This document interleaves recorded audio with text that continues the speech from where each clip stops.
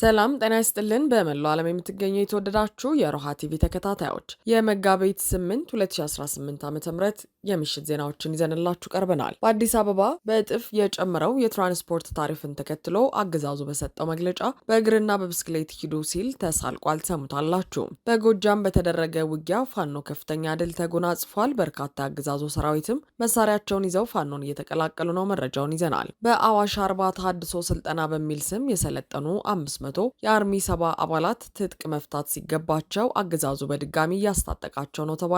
አገዛዙ በዲዲአር ስም ስልጠና እያደረገ መሆኑም ተጋልጧል። ፕሬዚዳንት ትራምፕ በመካከለኛው ምስራቅ ትብብር አናረግም ባሉ የአውሮፓ ሀገራት ላይ ቁጣ ሰንዝረዋል። ዝርዝሩን ይዘናል። በናይጄሪያ አጥፍቶ ጠፊዎች በደረሰ ጥቃት በርካታ ንጹሃን መሞታቸው ታውቋል። አድማጭ ተመልካቾቻችን አብራችሁ ልትቆዩ ከፈቀዳችሁ እነዚህንና ሌሎች መረጃዎችን በዝርዝር የምናሰማችሁ ይሆናል። የሮሃ ቲቪ ወቅታዊና ሀቀኛ መረጃዎች እንዲደርሷችሁ ቻናሉን ሰብስክራይብ፣ ላይክ እና ሼር በማድረግ አሁኑኑ ቤተሰብ ይሁኑ።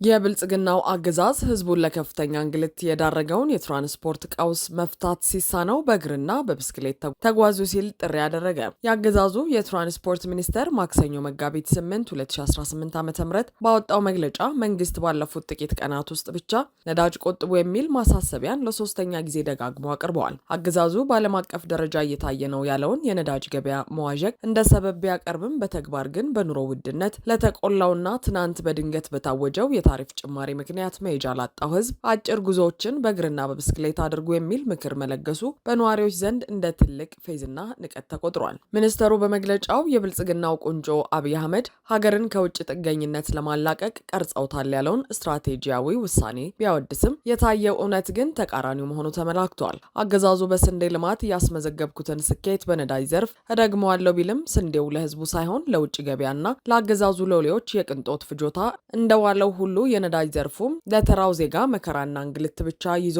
መምጣቱ ተነግሯል። በተለይም በፌዴራልና በክልል ደረጃ ያሉ ተሽከርካሪዎች ወደ ኤሌክትሪክ እንዲቀየሩ የሚደረገው ጥረት አገዛዙ ለራሱ ባለስልጣናት ድሎትና ምቾት እንጂ ለደሃው ህዝብ የትራንስፖርት አገልግሎት ቅድሚያ እንደማይሰጥ የሚያሳይ ነው ተብሏል።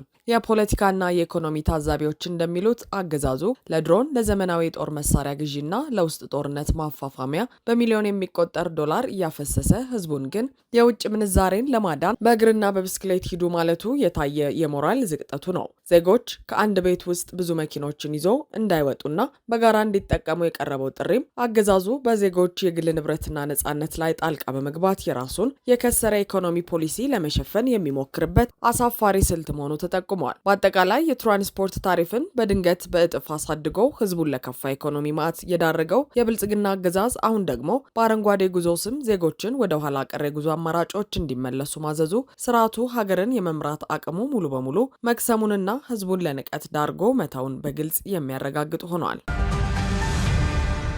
በጎጃም በተፈጸመ የተቀናጀ ወታደራዊ ኦፕሬሽን በአገዛዙ ሰራዊትና ተላላኪ ሚሊሻዎች ላይ ከፍተኛ የሰውና የንብረት ኪሳራ ማድረሱ ተገለጸ። የእዙ 109ኛ ኮር 99ኛ ክፍለ ጦር በምዕራብ ጎጃም ደንበጫ ከተማ አርቦቅ በተባለ ቦታና በማቻከል ወረዳ ደብረ ቀለም ላይ በከፈተው መብረቃዊ ጥቃት የብርሃኑ ጁላ ሰራዊት ማምለጫ አጥቶ ሲጨነቅ መዋሉ ተገልጿል። በ10 አለቃ ሁነኛውና በሻለቃ አባይነ የተመራው ይህ ውጊያ የአገዛዙ ሰራዊት በድሮን የታገዘ ጥቃት ቢከፍትም ምንም አይነት ኪሳራ ሳያደርስ ሙትና ቁስለኛውን እየጎተተ እንዲወጣ ተደርገዋል። በሌላ በኩል ዛሬ ውጊያ እየተካሄደ ባለበት ወቅት 3 የመከላከያ ሰራዊት አባላት ከነሙሉ ትጥቃቸው በደጋ ዳሞት በኩል ፋኖን መቀላቀላቸው የሰራዊቱን መፈራረስ የሚያሳይ ሆኗል። በተመሳሳይ መረጃ የቴዎድሮስ እዝ 105ኛ ኮር 66ኛ ክፍለ ጦር በዳንጉር ወረዳ በአምባጅሃ ቀበሌ ባከናወነው ኦፕሬሽን ያገዛዙ ተላላኪ የሆኑ ከ35 በላይ ሚሊሻዎችን መደምሰሱንና በርካታ የጦር መሳሪያዎችን መማረኩን አስታውቋል። ይህ ዘመቻ ከአንድ ወር በፊት በዚሁ ቀበሌ በሚሊሻዎች የተገደለውን አርበኛ ማንደፍሮን ለመዘከር የተሰየመ ነው። ሽንፈቱን መቋቋም ያቃተው የመከላከያ ሰራዊትና አድማ ብተና የፋኖ ደጋፊ ናችሁ በሚል በባምባጅሃ የቀበሌ ነዋሪዎችን ቤት እያቃጠሉና እያወደሙ መሆኑ ተሰምቷል። የ109ኛ ኮር 77ኛ ክፍለ ጦር በብር ሸለቆ ወታደራዊ ማሰልጠኛ አካባቢ በሚገኙ ሚሊሻዎች ላይ በፈጸመው የሌሊት ከበባ 5 ሙትና 10 ቁስለኛ ሲያደርግ 88ኛ ክፍለ ጦር ደግሞ በወንበርማ ሸንዲ ከተማ መሽጎ ንጹሃንን ሊዘርፍ የነበረውን 73ኛ ክፍለ ጦር 2ኛ ሬጅመንት መሪን ጨምሮ በርካታ የጠላት ኃይል መደምሰሱን ገልጿል። በተመሳሳይ 12 ክላሽንኮቭ መሳሪያና ወታደራዊ ቁሳቁሶችን ይዘው አዲስ ቅዳም ካምፕ በመውጣት ፋኖን ለተቀላቀሉ 4 የአድማ ብተና አባላት ከአርበኛ ዘመነ ካሴ የተላከ የምስክር ወረቀትና የገንዘብ ሽልማት ተበርክቶላቸዋል። የአፋብን ቴዎድሮስ እዝ አመራሮች አሁንም በስህተት ህዝባቸውን እየወጉ ያሉ የአማራ ተወላጆች የወንድሞቻቸውን አርአያ ተከትለው እንዲቀላቀሉ ጥሪ አቅርበዋል። የብሔራዊ ተሃድሶ ኮሚሽን በተሃድሶ ስልጠና ስም በትግራይ ክልል ውስጥ አዲስ የጦር ግንባር ለመክፈትና ትግራይን በትግራይ የመውጋት አደገኛ ስልት እየቀረጸ ነው ተባለ። ኮሚሽኑ በትናንትናው ዕለት ባወጣው መግለጫ ከ500 በላይ የሚሆኑ የቀድሞ የአርሚ 70 አባላትን ወደ ማህበረሰቡ ለመቀላቀል የሚያስችል ስልጠና ማጠናቀቁን አስታውቋል። ይሁን እንጂ ይህ ሂደት በመደበኛው ዓለም አቀፍ አሰራር ተሃድሶ ዲዲአር ተብሎ የሚጠራውና አንድን ታጣቂ ወደ ሰላማዊ ህይወት ለመመለስ ትጥቅ የማስፈታት ተግባር መሆን ሲገባው በአዋሽ አርባ የታየው ግን ተቃራኒው መሆኑ ተመላክቷል። መረጃዎች እንደሚያመለክቱት እነዚህ ሰልጣኞች ከስልጠናው በኋላ ወደ ሰላማዊ ህይወት ከመመለስ ይልቅ በድጋሚ ታጥቀውና የተለየ ወታደራዊ ተልዕኮ ተሰጥቷቸው ወደ ተለያዩ የጸጥታ መዋቅሮች እንዲሰማሩ ዝግጅት እየተደረገ ነው። ይህ የአገዛዙ አካሄድ በትግራይ ክልል ውስጥ ያለውን የህወሓት ታጣቂ ኃይል ለመመከትና ለአገዛዙ ብቻ ታማኝ የሆነ ተተኪ ጦር ለማደራጀት የታለመ ስልታዊ ሴራ መሆኑን እየተገለጸ ነው። አገዛዙ በክልሉ ውስጥ የራሱን እግር ለመትከልና የጊዜያዊ አስተዳደሩን ተጽዕኖ ለመቀነስ እነዚህን የቀድሞ የሰራዊት አባላት እንደ መሳሪያ እየተጠቀመባቸው ይገኛል። የትግራይን በትግራይ የመውጋት ስልት ክልሉን ወደ እርስ በርስ ግጭትና አለመተማመን በመክተት አገዛዙ የፖለቲካ ዕድሜውን ለማራዘም የያዘው አደገኛ ቁማር መሆኑም ተጠቁመዋል። የትግራይ ጊዜያዊ አስተዳደር ሰላምና ጸጥታ ቢሮ ገና ሂደቱ ተጀመረ በተባለበት ወቅት ጠንካራ ምላሽ መስጠቱ የሚታወስ ሲሆን ቢሮው የአገዛዙ መግለጫ የፕሮፓጋንዳ ድራማ ሲል ከማጣጣሉም በላይ ጅብ በማያውቁት ሀገር ሄዶ ቁርበት አንጥፉልኝ አለ የሚለውን ተረት በመጥቀስ ኮሚሽኑ በሌለው ስልጣንና በማያውቀው መረጃ ላይ መግለጫ እየሰጠ መሆኑን ገልጾ ነበር። የክልሉ ባለስልጣናት ምላሽ አገዛዙ በክልሉ ውስጥ የራሱን ታማኝ ኃይል ለመፍጠርና የክልሉን የጸጥታ መዋቅር ለመሸርሸር የሚያደርገውን ሙከራ ገና በጠዋቱ ለማክሸፍ የታለመ መሆኑን ያሳያል። ትራምፕ የሆርሙዝ ሰርጥ የሚተላለፉ መርከቦችን ለመጠበቅ ያቀረቡት ጥሪ በአውሮፓ አጋሮቻቸው ዘንድ አዎንታዊ ምላሽ ባለማግኘቱ ከፍተኛ ቁጣ ቀሰቀሰ።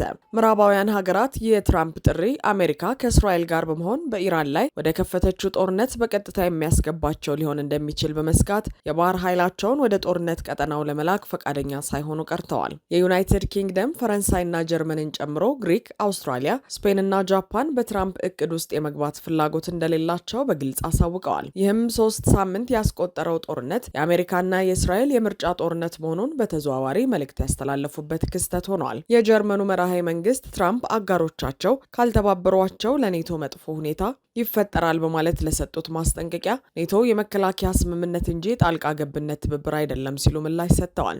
የጀርመን መከላከያ ሚኒስተር በበኩላቸው የእኛ ጦርነት አይደለም፣ እኛ አልጀመርነውም በማለት ራሳቸውን አርቀዋል። ትራምፕ ግን አሜሪካ ስትከላከላቸው የቆዩት ሀገራት ለጥሪው ምላሽ አለመስጠታቸው ምስጋና ቢስነት ነው ሲሉ ወርፈዋል። በሌላ በኩል እስራኤል በኢራን ከፍተኛ መሪዎች ላይ የጀመረችውን የግድያ ዘመቻ አፋፍማ ቀጥላለች። የኢራን ብሔራዊ ደህንነት ምክር ቤት ዋና ጸሐፊና ለ12 ዓመታት የፓርላማ አፈ ጉባኤ የነበሩት አሊ ላሪጃኒ እንዲሁም የባሲጅ ታጣቂ ኃይል አዛዥ ጎላም ሬዛ ሶሊማኑ በእስራኤል ጥቃት መገደላቸውን የመከላከያ ሚኒስትር ኢዝራኤል ካትዝ አስታውቀዋል። ላሪጃኒ የተገደሉት ከልጃቸው ጋር በተደበቁበት አፓርትመንት ውስጥ እንደሆነ የተነገረ ሲሆን የእስራኤል ጦር የኢራን አመራሮችን ማደኑ እንዲቀጥል ከጠቅላይ ሚኒስትር ኔታንያሁ ጥብቅ ትዕዛዝ እንደተሰጠው ገልጿል። የባህረ ሰላጤው አረብ ሀገራት በበኩላቸው ኢራን በ6 ቀጠናዊ አገራት ላይ በፈጸመቻቸው ጥቃቶች አቅሟን ስላሳየች ዋሽንግተን ጥቃቷን እንዳታቆም ግፊት እያደረጉ መሆኑ ተዘግበዋል። የሆርሙዝ ሰርጥ መዘጋት የነዳጅ ዋጋ እንዲጨምር ማድረጉ የዓለምን ኢኮኖሚ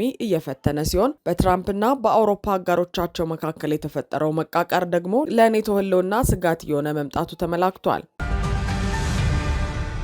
በናይጄሪያ ሰሜን ምስራቅ በምትገኘው የማይዱጉሪ ከተማ በአጥፍቶ ጠፊዎች ተፈጸመ በተባለ አሰቃቂ የቦምብ ጥቃት በርካታ ሰላማዊ ሰዎች ተገደሉ። የአካባቢው የፖሊስ መግለጫ እንደሚያመለክተው ይህ የሽብር ጥቃት የተፈጸመው በአጥፍቶ ጠፊዎች አማካኝነት ሲሆን ለጥቃቱም በአካባቢው የሚንቀሳቀሱት ተጠያቂ መሆናቸውን ፖሊስ በይፋ ገልጿል። የከተማዋ የዓይን እማኞች ለፈረንሳይ ዜና አገልግሎት በሰጡት ቃል በከተማዋ ውስጥ 3 ተከታታይና እጅግ ከባድ የሆኑ ፍንዳታዎች የተሰሙ ሲሆን በፍንዳታው ምክንያት ሕይወታቸው ያለፈና የአካል ጉዳት የደረሰባቸው በርካታ ሰዎች በየጎዳናው ወድቀው መመልከታቸውን በከፍተኛ ድንጋጤ ገልጸዋል። ይህ የሽብር ጥቃት የተፈጸመባት የማይዱጉሪ ከተማ ቀደም ሲልም በተደጋጋሚ መሰል ጥቃቶች የሚሰነዘሩባት ሲሆን የዛሬው ጥቃት ግን የሟቾችንና የቁስለኞችን ቁጥር ከፍተኛ ማድረጉ ነዋሪዎቿን ለከፍተኛ ስጋት ዳርጓል። የናይጄሪያ መንግስት ቦኮ ሐራም ከተባለው ታጣቂ ቡድን ጋር የጀመረው ጦርነት አሁን ላይ 16 ዓመታትን ያስቆጠረ ሲሆን በዚህ ረጅም ዘመን ውስጥ ብቻ ከ40 ሺህ በላይ ንጹሐን ዜጎች ሕይወታቸውን ማጣታቸው ተመላክቷል።